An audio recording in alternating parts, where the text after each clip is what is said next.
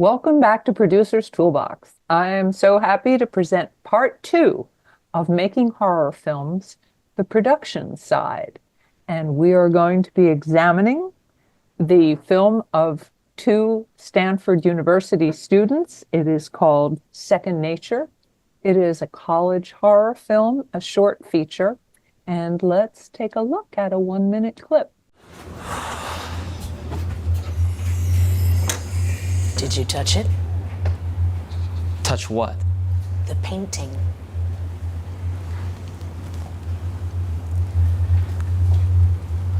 It's too late. You gotta cut it off. Cut what off? You gotta cut it off.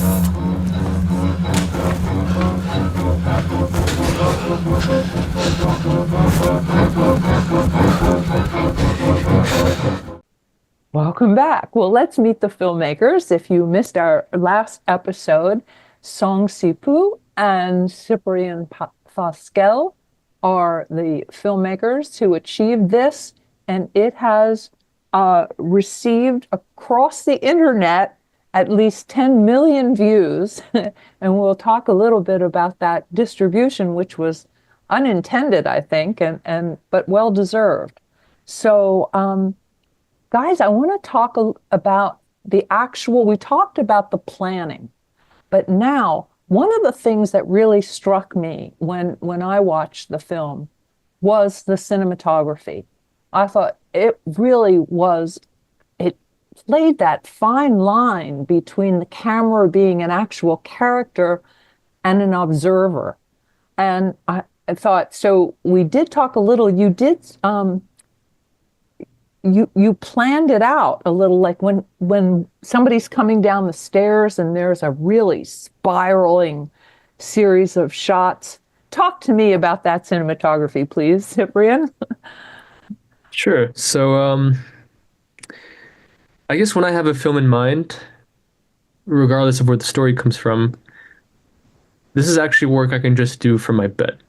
I can sort of just lie down and run through the shots, and it all just takes place there. And then eventually I put it down on paper.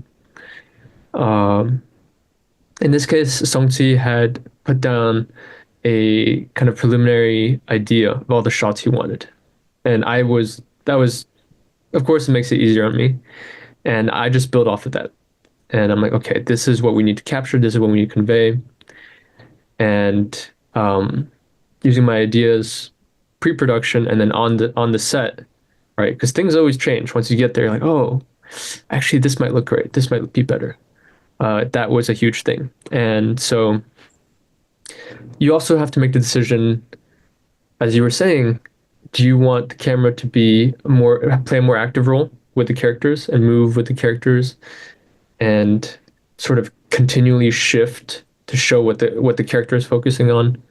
Or do you want it to be more of an observer, right? Seeing what the room sees. Would it be like if you were there, unmoving, just watching? And so we have to balance that. Because sometimes it's more interesting to be up there in the action, and sometimes it's more interesting to just be like, let me sit back, let me see what happens. So, see, did you picture the same kinds of things that Cyprien actually shot?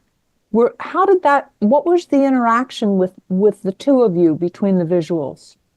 Yeah, I think going back to what we talked a little bit last episode, right? Like the way that this film sort of was constructed was that we have different locations, and each location, when we go there in the first time or revisit it the second time, like the plot moves forward, right? And in each location, there's probably some elements of it that tickles you a little bit, right? That's kind of that feeling that we mentioned last time. I think that staircase shot was just one of that examples, right? Because it's really, when you look up and down, it feels like you're really going like infinite levels. And I think that actually serves as one of those things that tickles people, like I feel that people always have this fear of, oh God, okay, that's a lot of stairs. What if I just get trapped here, right? And then I think that at some point it does feel like kind of like a horror movie trope, but like we thought that, especially with the place that we're shooting it, that was just kind of the perfect uh, depiction of what we had. So I shared the idea and kind of like, okay, and this infinite staircase and kind of this, that triggers some panicky feelings of the character. So I shared this with Cyprian. I was like, okay, yeah, let's see what creative things that we can do with it. And I think that on the day of shooting, I was like, okay, cool, we're at the staircase now. Just walk us through what you're thinking, what you're thinking in your head. Yeah, and yeah, it was pretty creative. Yeah, I mean, a lot of it is just like that, as Sung Soo states. He says he like, he's like, I want to capture this feeling. I want this idea presented. And either I've planned it out or I'm just running with my intuition on the day of. Um, and we'll try different things. Like we've definitely we had a lot of shots that did not make the cut. But usually there's always something really good in there. That's the Yeah. magic of editing. Yeah. Yeah. Oh my goodness. Thank goodness for What that. you have to work with. I Oh, sorry. I would like to add that before we went into the production, the shooting, we actually, I mean, there is a very elaborate storyboarding, kind of like, breaking down different sequences and shots. I think that served as kind of a preliminary guideline, but I think that we kind of went, in terms of the day off, kind of just, okay, let's just be creative as a baseline and see what we can do. Yeah. So, see, now you were directing. Were you working, all of you, from a written script, or were you coaching the actors and the DP as you went? Uh, I think we definitely. I mean, there was a script. There was a storyboarding. We had a lot of documentations on how we wanted the story to go. But I think at the day of, and everyone had the script, right? Everyone was prepped.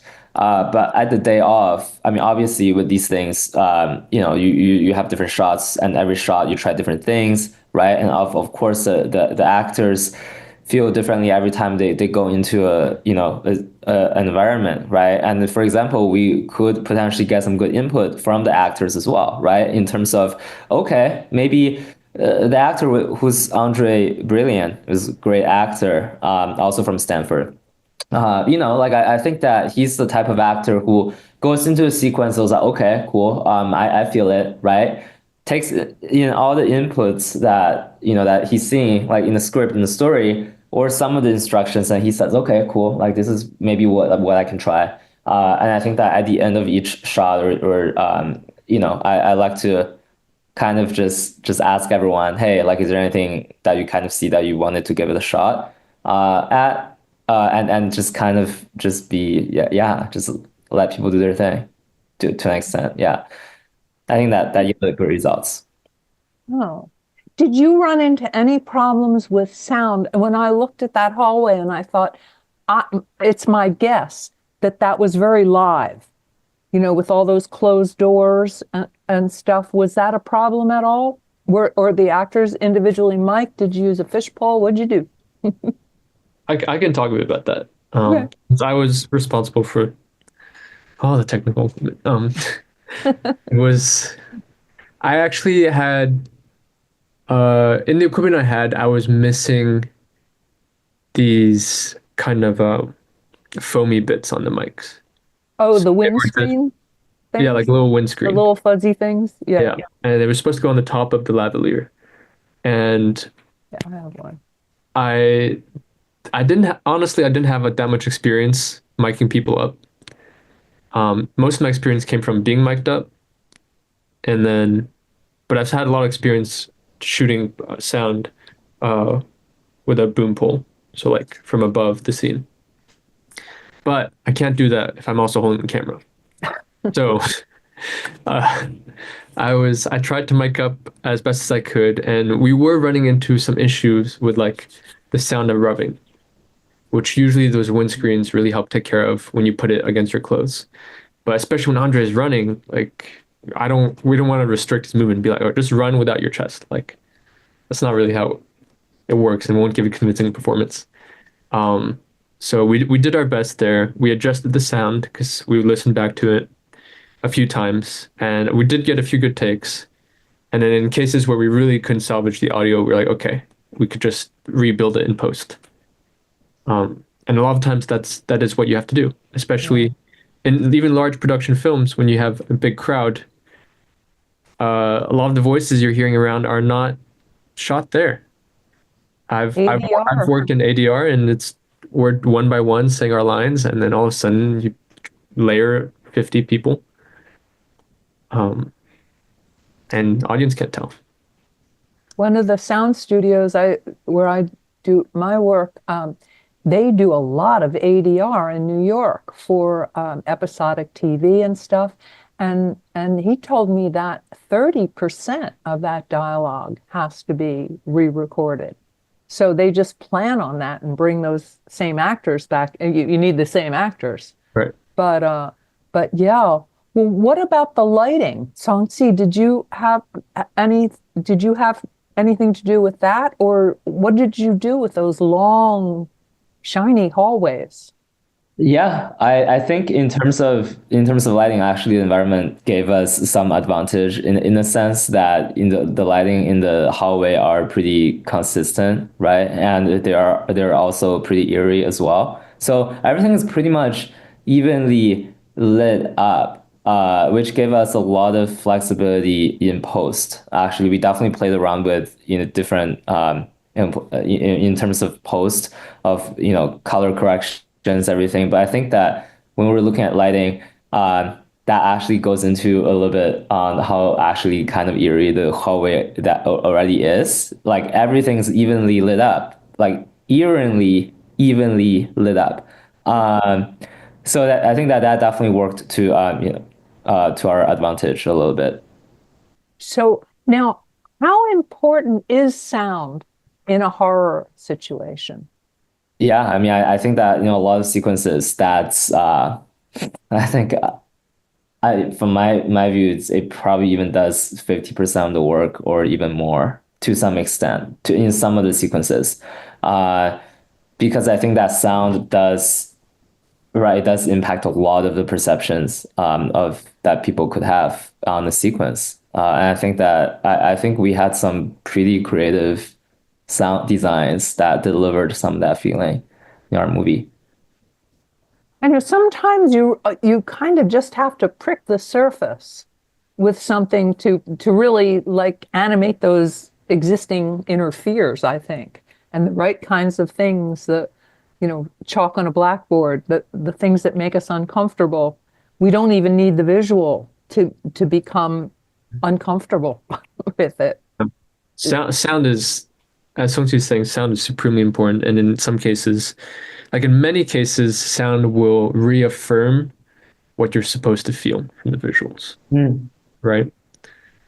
But it can also overpower in the sense that if you watch a horror film and you have like the Teletubbies playing in the sound, or like someone singing their ABCs, you don't need to cover your eyes, right? Whatever can come at the screen, you will be just so taken out of it. Um, and it will become comical. Yeah. But sound really colors a scene, and that cannot be understated for sure. So many great films are often ruined by bad sound quality. Um, Or but bad sound that just goes to design. show, right, the power of sound, and it completely you can redoing colors can have a great effect on the scene, but redoing sound is ultimately you can completely change what the film or scene is about. Now, if I understood correctly, you guys did have occasion to use AI in relation to the painting. Yeah. I also thought it was really clever. You did a lot of, I mean, because the painting is so central to the story, and those extreme close-ups on the painting that really emphasize the canvas. I mean, there was no doubt. It wasn't just a picture, it wasn't just an illustration or a photograph. It was a painting because it's you see the texture of the canvas. But how did you deal with AI with that?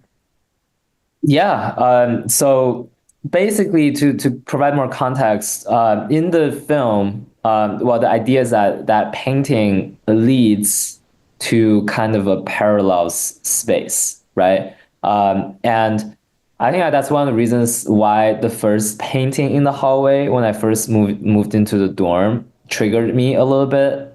I felt like, okay, well, that could be cool.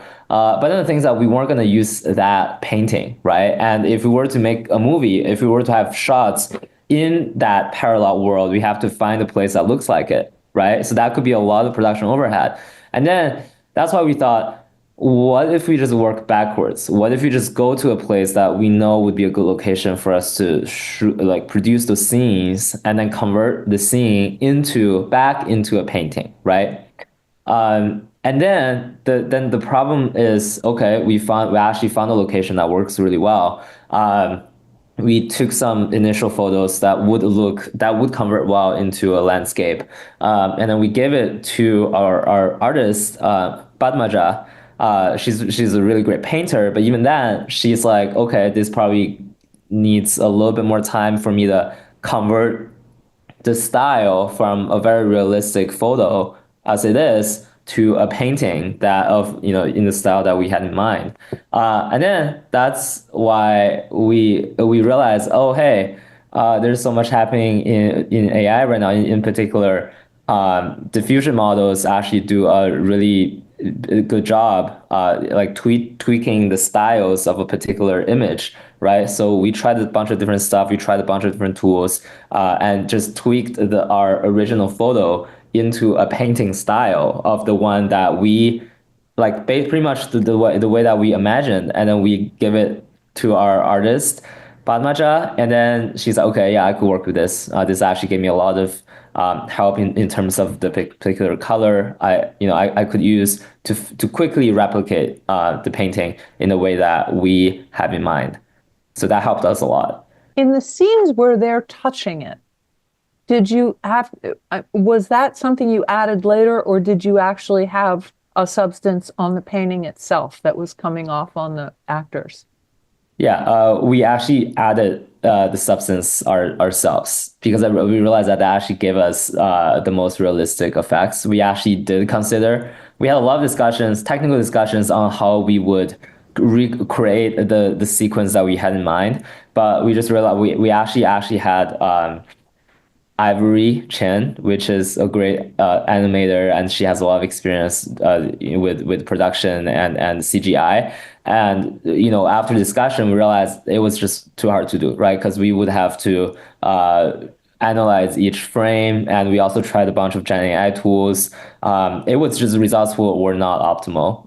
It was not what we had in mind. And then in the end, we thought the best way to approach it was probably just to add the figures ourselves. And I think that was proven to be a success. Not only successful, but really disturbing. I got a Christmas gift from a friend who's an artist, and he sent me a painting. And when I unwrapped it, and it's a scene with looking up in a forest and the trees, and it was the weirdest feeling. And I had just recently watched that clip, and I touched the painting. I was like, no, But I mean, it was really a disturbing notion. And I thought, and it involved no blood. But what you did because they touched it, bad things happened. And that was the psychologically thrilling part of it, really. What, God. Oh yeah, no, actually, I would love to add a little bit more, in response to your previous question about sound. I do would love to share a little more in terms of, the sound in our movie in particular, which is, we actually picked like a lot of themes, right? Because the painting is nature, is landscape. So we knew that, okay, if there's any theme that we could pull out, it's probably some sort of nature sound, right? And all the sound effects that we produced came from 4 clips of very simple compositions of bird chirps that you would hear. So really just every day in the wild. Particular kinds of birds or specific kinds of birds Well, or just just general? a regular bird. I mean, it's like if you right now you think of bird, that's the sound that we Okay. pretty much got, and we actually tweaked the sequence of that bird chirp to high to low, reverb, did a bunch of stuff. So all the eerie sounds that came from the movie were sort of morphed from these everyday nature sounds. Um, yeah. Oh. Was that something that you thought about before, or was that part of the spontaneous creativity that ensued? Yeah, so we had the idea that we were going to record some of those nature sounds during production, but the results weren't optimal. But then actually we got some help from Tom Myers, who actually did worked on sound for a lot of the incredible movies that I think we probably potentially watched, like Cars, Toy Story. So I was able to connect with him, and I think that his advice, having worked on so many great films, was just be creative, think outside of the box, and if it sounds good, it is good. I think that that gave us a lot of confidence to really try a lot of different things and landed on what we had in the end. I think you both are exhibiting something that's really important in that kind of a creative project, which is fearlessness. I mean, it sounds like if you didn't like it, you went back and tried another way. You were not in love with your original image. You were willing to expand and allow new ideas into it. I just over time, I mean, we've all worked with people who have a concept and they cannot be shaken from that particular concept. But once you're working with other creative people that you trust and you say, all right, let's try it this way, let's try it that way, I think that's when real artistry has a chance to emerge in that, and that the creators are not afraid to say, I can do it better. Let me try it this way. I did you find that some of your original concepts changed dramatically throughout production?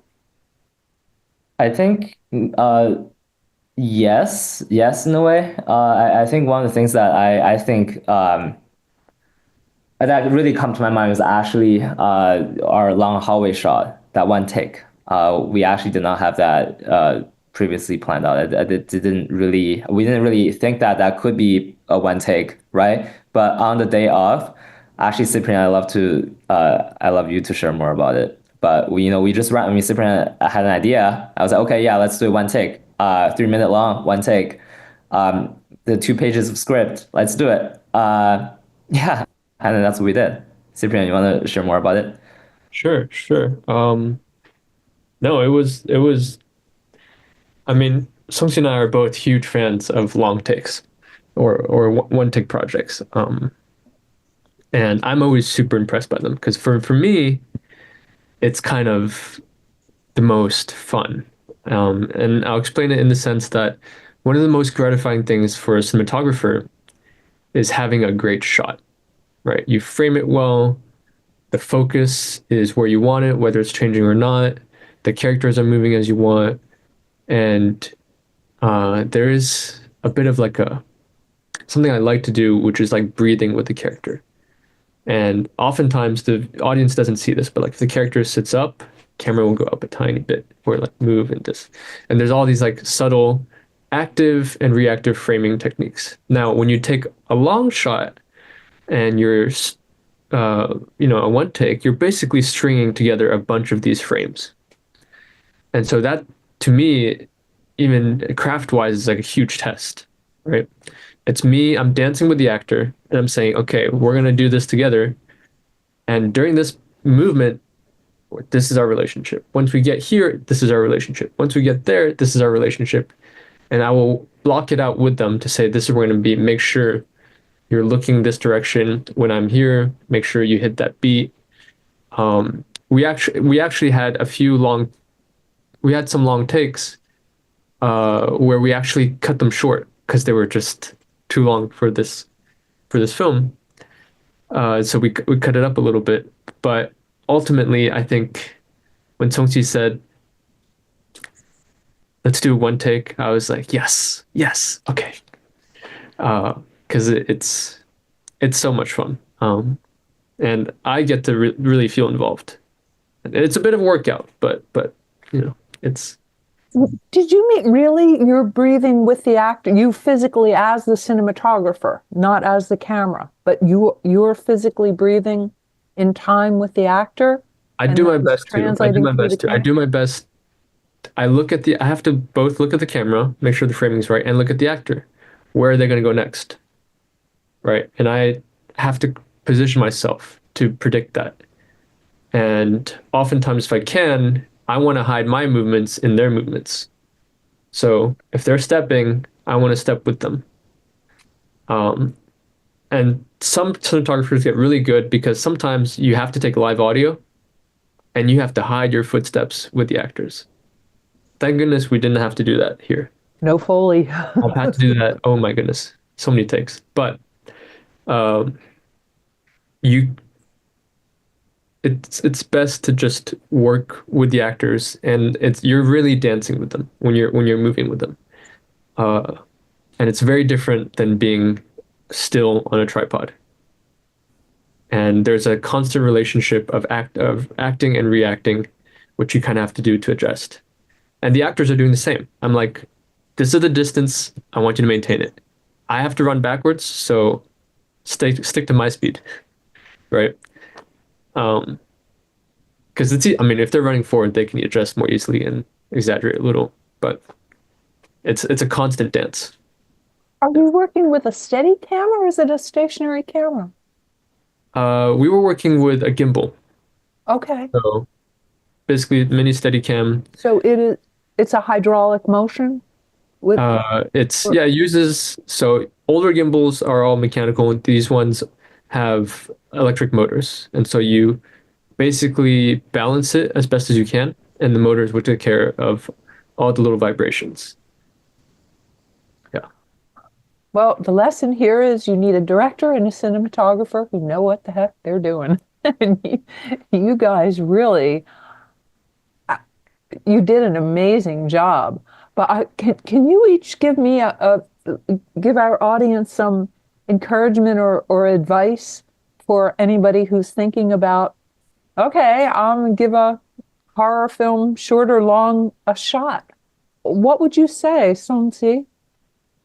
Um, Well, I think just be creative with what you have, right? I think that I mean I'm very grateful that we end up having so many talented people on the team who were able to make this project reality. But when I was making the first movie, all we had was just me, a camera, and the actor.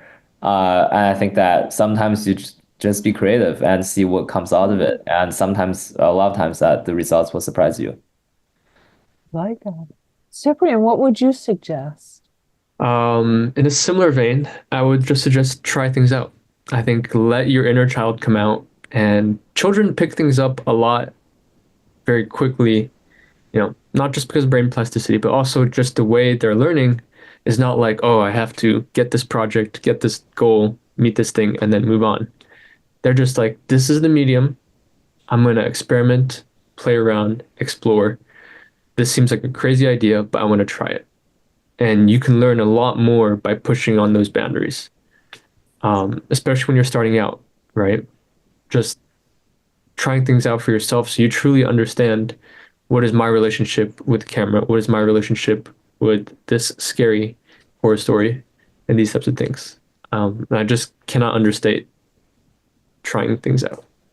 Oh, thank you so much. As a filmmaker, I learned a lot from you guys today.